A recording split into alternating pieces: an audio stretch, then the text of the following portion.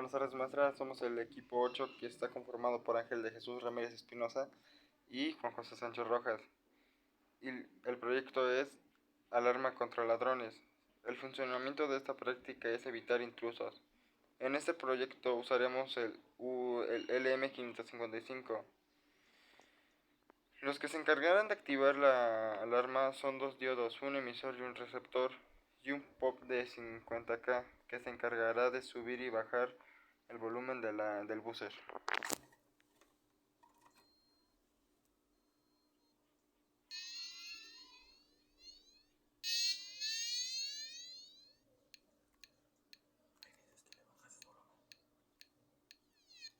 Aquí le bajamos el volumen. Y aquí estamos subiendo.